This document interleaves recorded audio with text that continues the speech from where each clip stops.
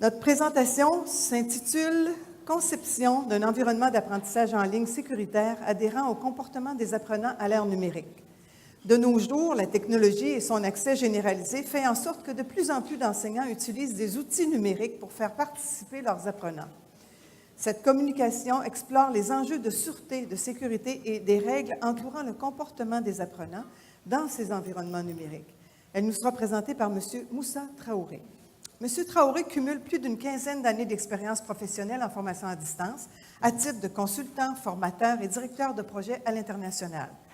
Il a aussi occupé le poste de spécialiste à la production des médias numérisés à l'Université à distance, l'Université TÉLUQ, puis conseiller chef d'équipe en nouvelles technologies et chef d'équipe à la Société de formation à distance du Québec, la SOFAD, avant de se joindre au Collège communautaire du Nouveau-Brunswick à titre de gestionnaire principal de la formation à distance.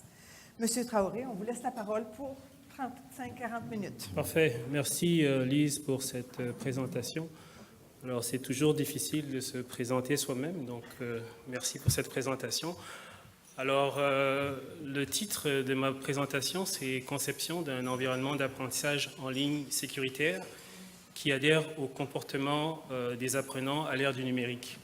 Alors, il faut prendre le terme « environnement » dans son sens large. Donc, j'entends par là, en fait, tout ce qui est infrastructure, ressources, processus, politique et tout ça.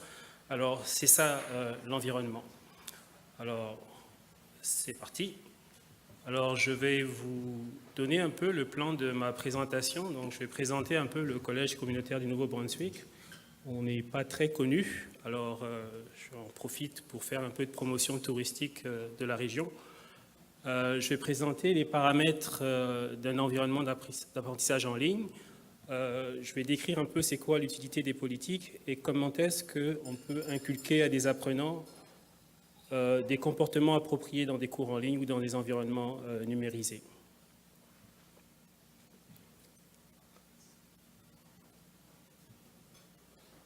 Alors, le Collège communautaire du Nouveau-Brunswick, c'est un établissement de formation postsecondaire qui offre des formations techniques, professionnelles et secondaires pour adultes.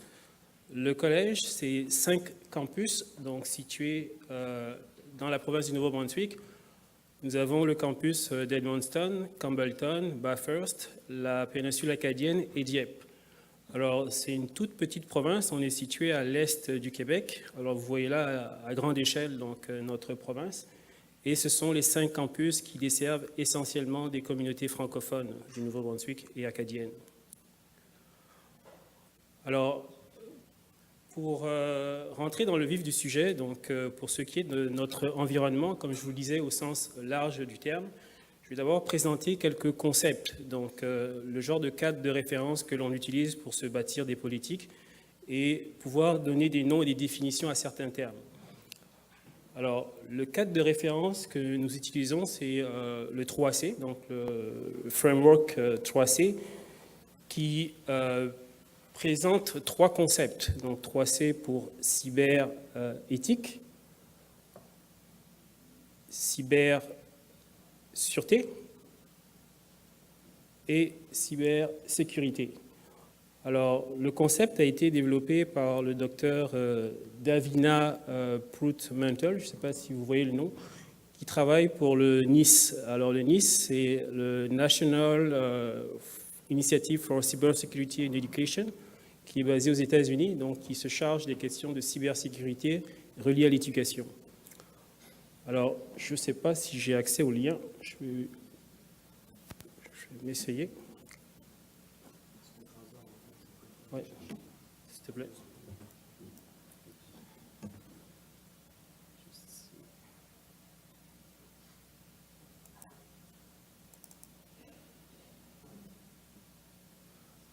Alors, c'est ça, c'est le docteur Davina Prout-Mantle donc, qui a élaboré ce concept. Et pour elle, c'est important de partir de ces 3 concepts-là pour développer toutes sortes de politiques relativement à la sécurité informatique et les bons comportements qu'il faut adopter dans des environnements d'apprentissage en ligne. Alors, il y a d'ailleurs aussi, alors je vais revenir sur mon écran.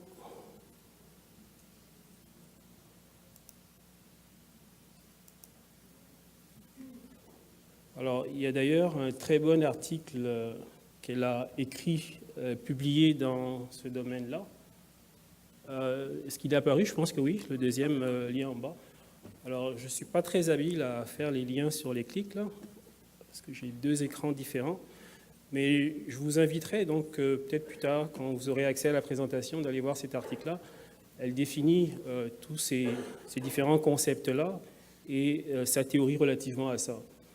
Alors, la cyberéthique, je vais peut-être passer un peu trop vite là. La cyberéthique, là, ça fait référence, est-ce qu'on le voit? Oui. La cyberéthique, on dit, c'est la discipline qui traite des comportements appropriés et éthiques, des devoirs et des obligations morales. Alors, ça fait généralement référence à qu'est-ce qui est bien, qu'est-ce qui est mal. Alors, des exemples concrets de ça, c'est le plagiat, la cyberintimidation, le cyberharcèlement, le piratage, etc. La cybersureté, qui est différent.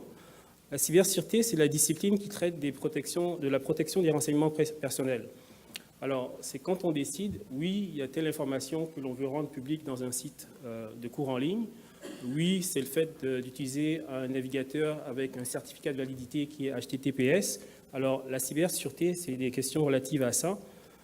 Et la cybersécurité, donc c'est souvent le terme le plus populaire que l'on retrouve dans la littérature. Alors, la cybersécurité, elle, est-ce qu'on le voit? Alors, la cybersécurité, c'est le fait de choisir,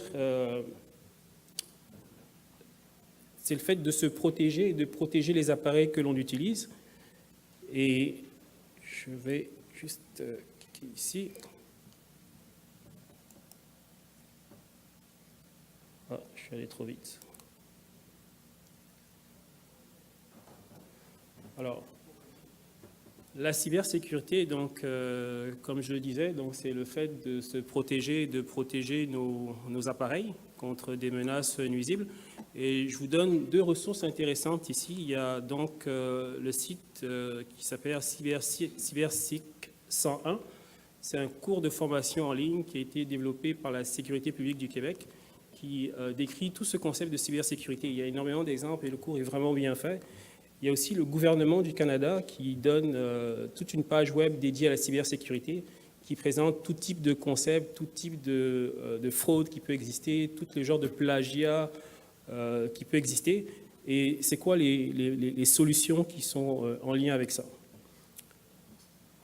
Alors, pour continuer, je vais vous présenter un peu les étudiants du numérique. Qui sont-ils? Alors, nos étudiants, ils ont changé. Nos étudiants sont des adeptes des médias sociaux, donc c'est pas rare de voir dans des cours en ligne aujourd'hui des médias sociaux intégrés dans des cours en ligne. C'est aussi des adeptes du clavardage et du textage, donc l'utilisation du clavardage et du textage est utilisée de façon de façon courante au niveau des étudiants. C'est aussi des gens adeptes des égaux portraits. Donc, vous allez voir les selfies, les captures d'écran, les démonstrations et tout ça. Là. Ce sont des usages courants que l'on retrouve à travers nos étudiants. Il y a aussi le partage de vidéos, donc l'usage de YouTube. Vous allez voir dans les cours en ligne ouverts et massifs, la stratégie qui est souvent utilisée, c'est le vidéo learning. Donc, il y a beaucoup de vidéos. Donc, la stratégie est essentiellement basée sur des vidéos. Alors, il faudrait voir qu'est-ce que la recherche nous dit par rapport à ça. Est-ce que c'est la meilleure façon de présenter des contenus? Ensuite de ça, il y a les applications. Donc, vous allez voir que beaucoup d'enseignants utilisent aujourd'hui des applications pour les intégrer comme activité complémentaire à leur cours en ligne.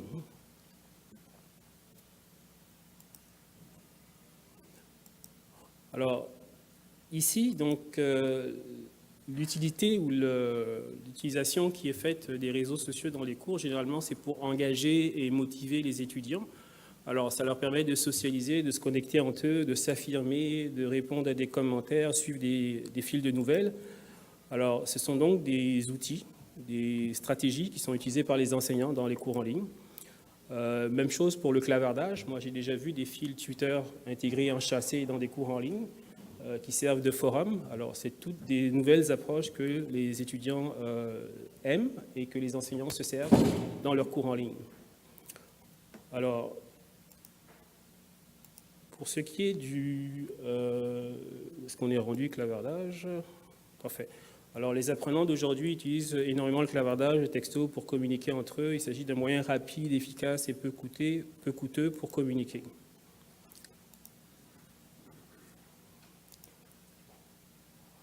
Alors, au niveau de l'utilisation des caméras web, vous allez voir que les apprenants s'en servent pour faire des captures d'écran, prendre des notes de cours, capturer des schémas, des présentations, faire des démonstrations, le partager entre eux.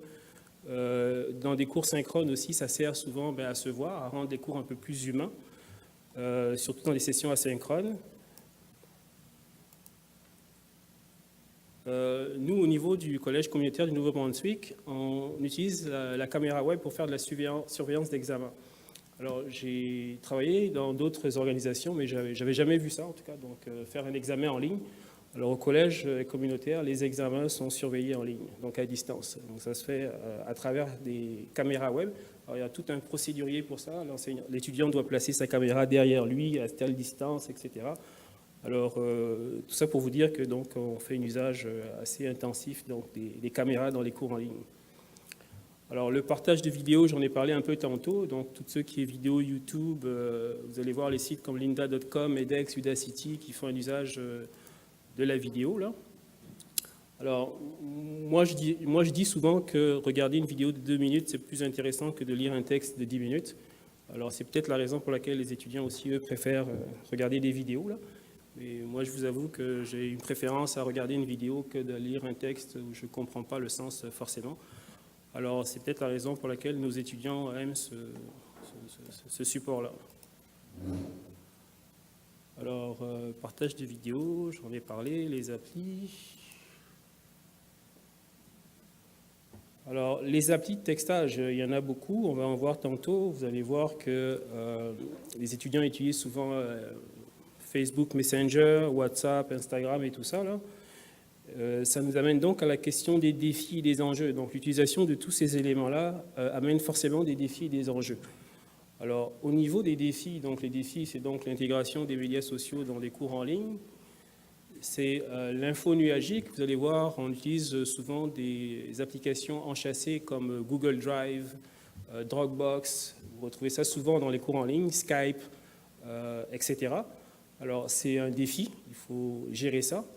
Il y a aussi les navigateurs. Je vais vous faire une démonstration, enfin, je vais vous présenter un exemple tantôt, vous allez voir.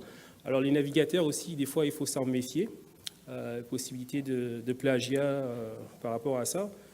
Il y a le partage et le téléchargement des vidéos, donc l'entrée de virus, de malware et tout ça sur un réseau, là. Ensuite de ça, il y a donc l'apprentissage mobile. Donc, les stratégies aujourd'hui vont beaucoup vers le mobile. Vous allez voir les enseignants qui vont implanter des programmes. On a un programme d'ailleurs au niveau du collège qui est le BioID, là, apporter votre propre mobile. Alors forcément, donc, il faut repenser la sécurité par rapport à ces nouvelles approches et ces nouvelles stratégies-là. Alors, ici, vous avez donc des applications utilisées, donc ces technologies-là, là. Facebook, Messenger, Instagram, Pinterest, WhatsApp.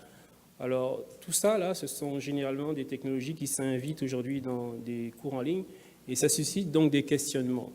Alors, un exemple, moi, j'ai déjà vu un bouton Facebook qui est enchâssé dans un cours en ligne.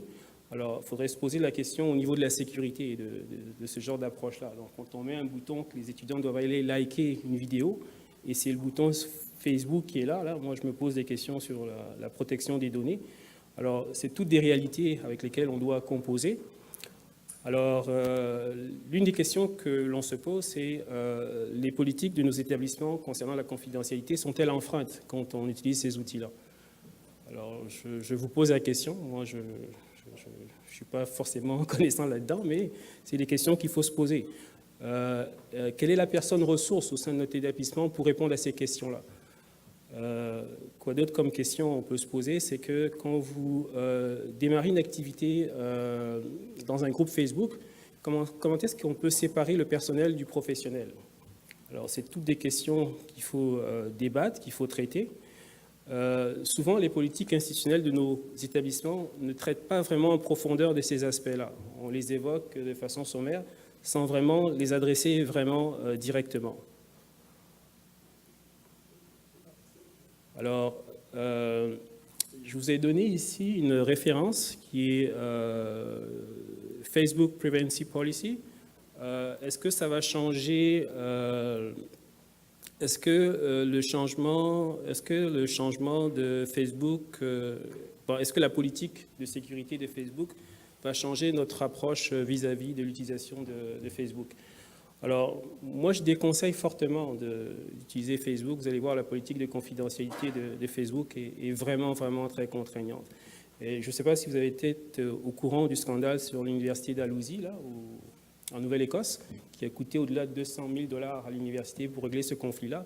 Donc, des étudiants en dentisterie là, qui ont posté des propos sexistes sur une page Facebook. Alors, c'est tous des questionnements qu'il faut se poser aujourd'hui en tant qu'établissement. Alors, aussi, au niveau de l'info nuagique, je suis presque certain que chacun d'entre nous utilisons ces applications-là, donc Dropbox, Google Drive, Skype et Adobe Connect et autres. Là. Alors, la plupart de ces outils-là, généralement, sont des compagnies américaines qui sont basées aux États-Unis. Alors, il y a la fameuse loi américaine du Patriot Act là, qui dit que ces données-là sont des informations personnelles des usagers et qui n'ont pas forcément besoin d'avoir notre consentement pour les utiliser et pour en faire qu'est-ce qu'ils veulent. Alors, c'est l'une des lois les plus controversées. Moi, je vais vous le dire, mais il faut louer nos élus parce que le Canada a voté une loi, on va en parler tantôt, là, qui vient justement nous protéger un peu par rapport à tout ça. Alors, au niveau des navigateurs, alors SCOM, je pense que tout le monde connaît SCOM, en tout cas pour ceux qui travaillent au niveau de la formation à distance, qui est une espèce de spécification qui est utilisée pour le packaging des cours, donc quand on veut déplacer un cours d'un environnement à l'autre. Et qu'est-ce qui permet aussi de faire, c'est de faire le tracking des activités dans le package SCOM. Alors, moi, si je vous disais que SCOM est une spécification désuète qui date des années 2000, donc on est en 2018, donc environ 18 ans, et qu'elle a de la vulnérabilité. Alors, ici, vous allez voir, je vous ai mis 2 lignes de code, vous allez voir que les navigateurs ont évolué. Alors, allez-y dans un navigateur, prenez Google Chrome, allez-y dans l'outil de développement, rentrez ces 2 lignes de code, et dans un quiz en ligne SCOM, vous pouvez obtenir la note de 100. Alors, ce n'est pas des blagues. Moi, j'ai un développeur qui m'en a fait la démonstration. Alors, c'est fortement à déconseiller dans des cours en ligne. Alors, je ne sais pas s'il y a beaucoup de gens qui sont au fait de ça, là, mais c'est dû au fait que les navigateurs ont réellement beaucoup évolué. Et SCOM est une technologie désuète qui date de pratiquement presque 18 ans. Alors, ici, je vais vous montrer donc la raison, c'est dû à l'imprévisibilité côté navigateur au niveau de l'apprenant. Alors, d'un côté, on a un serveur avec nos applications développées, au milieu, on a l'Internet, et du côté de navigateur, on a l'apprenant. Alors, le développeur de l'application, lui, il ne peut pas prédire à l'avance qu'est-ce que l'utilisateur ou l'apprenant va faire. Donc, c'est pour ça que c'est ouvert. Donc, il n'y a pas de contrôle vraiment, il n'y a pas d'emprise vraiment là-dessus. Alors, tout se joue du côté client. Et quand vous regardez l'architecture de SCOM, c'est une architecture, vous avez donc un LMS qui est hébergé côté serveur. Côté apprenant, vous avez ici, je ne sais pas si vous voyez comme il faut, là, vous avez donc le navigateur, vous avez l'objet d'apprentissage qui est le FCO, qui communique avec une API et qui envoie l'information au LMS. Alors, SCOM, c'est le langage le plus rudimentaire et le plus basic qui existe.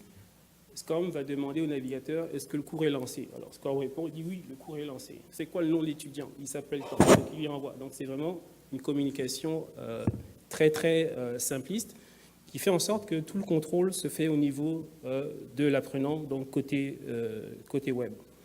Alors, un exemple de ça ici, voici le genre de comportement que l'on peut faire à partir d'une console JavaScript de développement d'un navigateur. Tout ça pour dire qu'il faut rester loin de SCOM.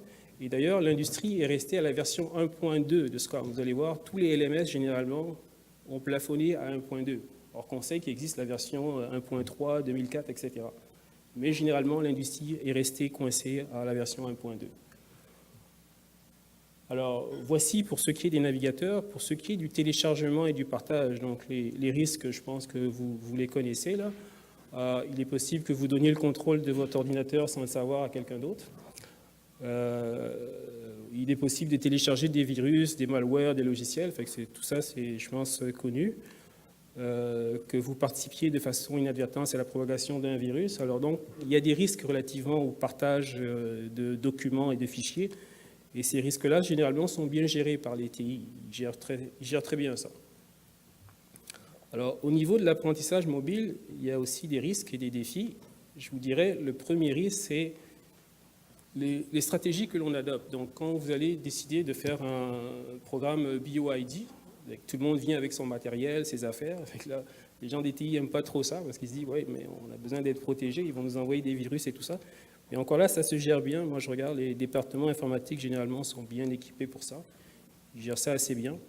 Mais n'empêche que ça reste que ce sont des défis, des enjeux qui sont propres à la formation à distance.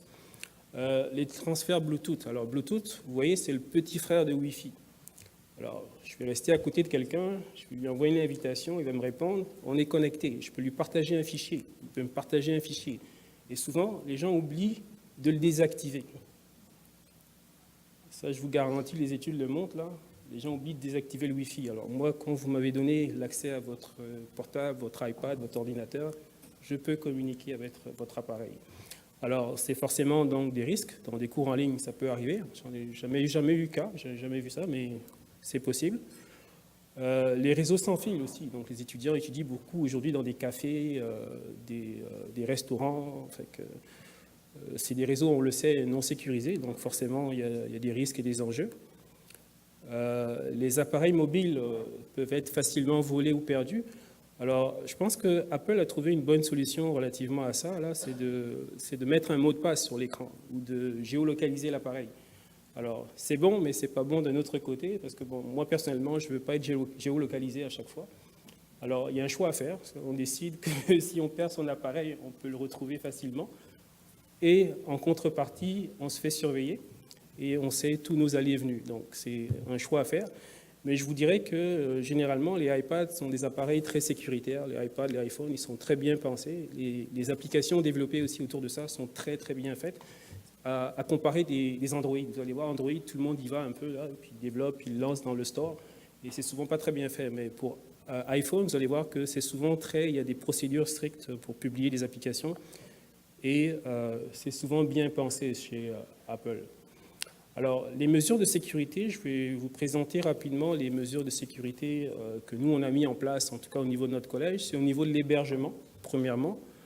Ensuite de ça, c'est au niveau de l'accès et l'authentification, au niveau de la transmission des données,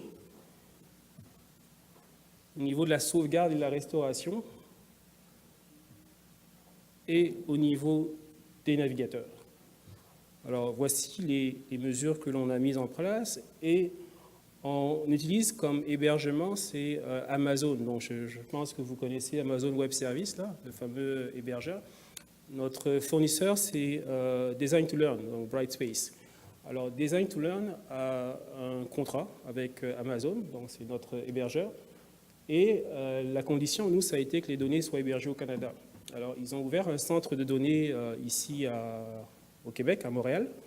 Et il y a aussi Toronto. Donc, c'est dit parfait, on est en sécurité, les données sont au pays.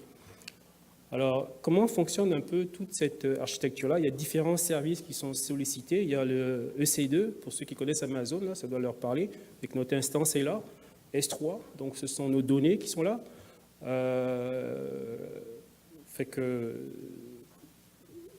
Voici un peu donc les différentes technologies qui sont sollicitées donc, pour notre instance. Donc, moi, je vous dirais que donc, on répond aux exigences en matière de sécurité parce que moi, je vous dirais qu'Amazon est très sécuritaire comme hébergement, même si c'est dans le cloud. Alors, c'est une infrastructure très robuste et très sécuritaire. Et on a le contrôle total sur nos données. Donc, ce qui est intéressant, nos serveurs et nos données, là, on a le contrôle total là-dessus. Alors, ici, donc, on parle d'un système de renommée mondiale sur la sécurité et la confidentialité, une plateforme homogène dans le monde, alors plusieurs centres de données à travers le monde. Alors, il se peut que, je vous ai parlé tantôt du load balancing, donc ça peut arriver que notre trafic soit trop grand sur un serveur ou dans une région. Ils vont dévier les utilisateurs, genre sur Toronto et autres. Donc, on est sûr d'avoir toujours vraiment un réseau non congestionné. Ici, alors ici, je vous présente donc le modèle de partage de responsabilité d'Amazon. Donc, tout ce qui est donné, le client a le contrôle là-dessus. Et Amazon, qu'est-ce qu'ils font? Ils se chargent simplement de l'infrastructure. Alors, c'est parfait, c'est le monde idéal pour nous. Au niveau de l'accès à l'authentification, alors ils nous ont garanti que tout était crypté. Le système d'authentification se fait par SSO et il est intégré directement à notre Active Directory. Donc, toutes les applications qui sont utilisées au collège, on rentre avec un seul identifiant. On peut passer au système de gestion étudiant, au système de gestion des cours, avec un seul identifiant. Alors, ici, vous avez au niveau de la transmission des données. Donc, les données, elles sont cryptées, donc avec un protocole de cryptage là, que je ne connais pas, mais bon, qui semble forcément donc sécuritaire. Là. Et aussi, nos données sont sauvegardées et restaurées. Alors, les données des usagers sont sauvegardées de façon asynchrone, de façon régulière, hors site, ce qui fait qu'en cas de sinistre, on peut récupérer facilement nos données. Alors, l'application Brightspace elle-même a été développée selon des standards assez reconnus en matière de sécurité. Il y a l'Open Web Application Security qui donne des lignes directrices sur comment développer des applications web. Alors, on respecte au niveau de Brightspace ces consignes-là. Alors, pour ce qui est des navigateurs, on utilise ici c'est Respondus Lockdown Browser. Donc, c'est un logiciel qui permet de bloquer la navigation sur un navigateur. Alors, dans le cas des examens en ligne, l'étudiant ne peut rien faire. Donc, je vous ai parlé de SCORM tantôt, là, où il peut aller jouer dans la console développement, fait qu'il ne pourra rien faire du tout. Là. Alors, il ne peut pas imprimer, il ne peut pas copier, il ne peut pas ouvrir d'autres applications, il est vraiment barré là.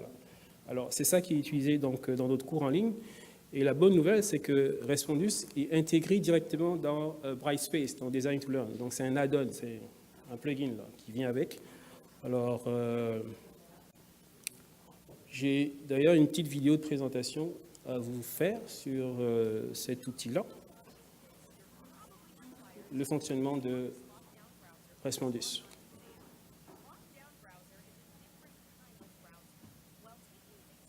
You can't print, use other applications, visit other websites.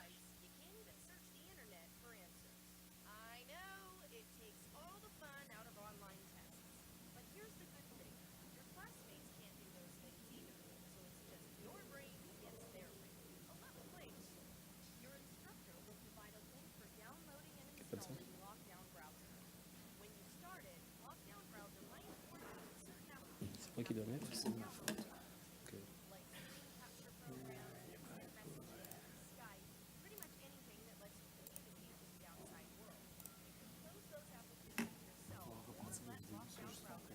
Bon, c'est correct.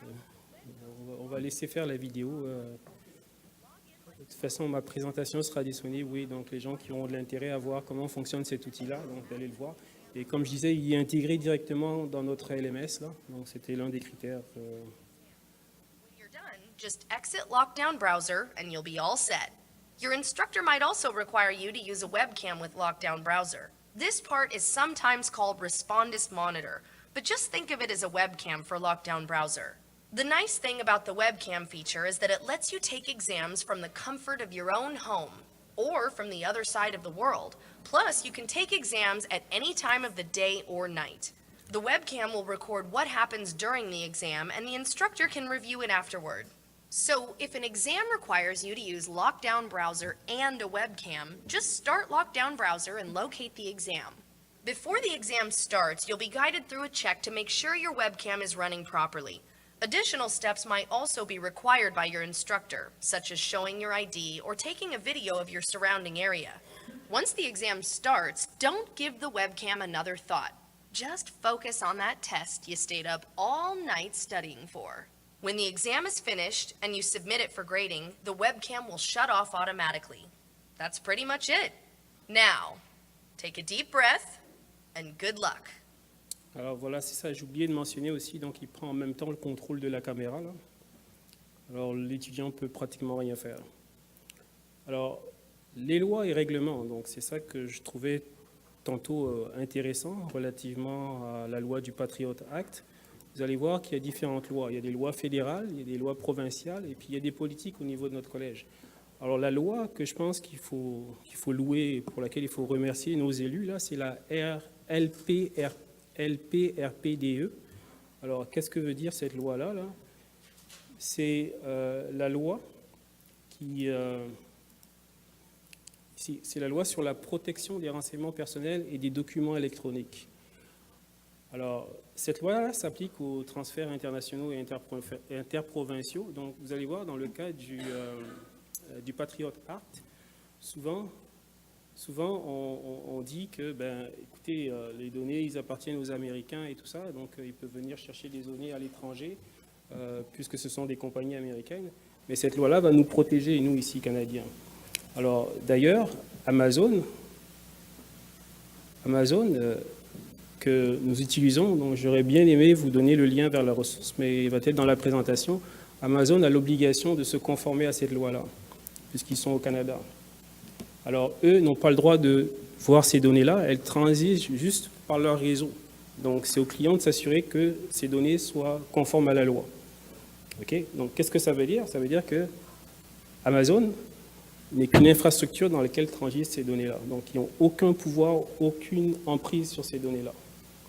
Alors, nous, ça nous a rassurés, ça nous a sécurisés. On s'est dit, c'est parfait, on est hébergé au Canada, on a une loi canadienne qui nous protège, fait que le Patriot Act, c'est correct, on n'a plus besoin de se soucier de ça.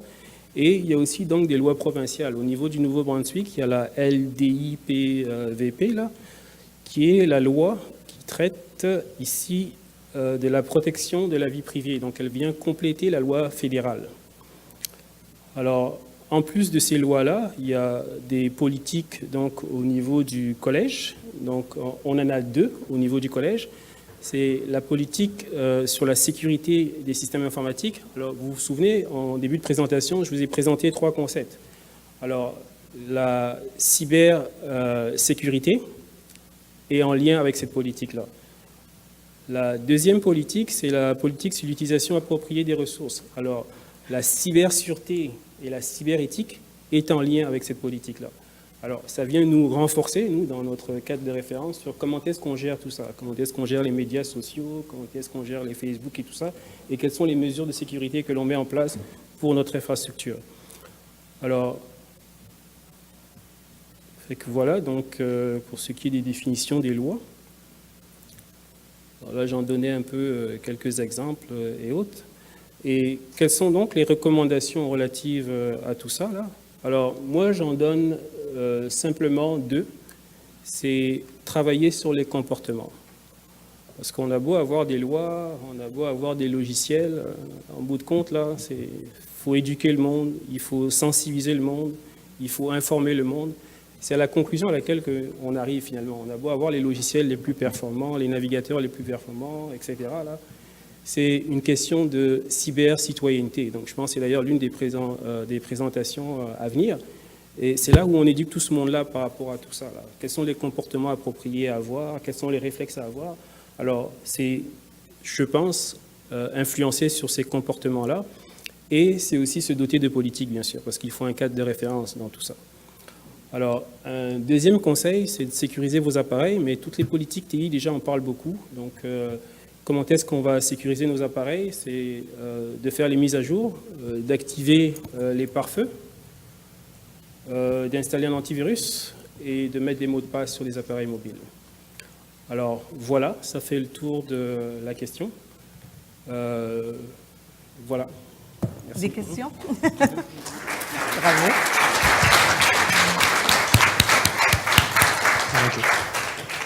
Y a-t-il des commentaires ou des questions? Oui, monsieur, sur le web. Alors, une première question. Est-ce possible d'avoir accès au procédurier d'utilisation de la caméra web pour les examens en ligne?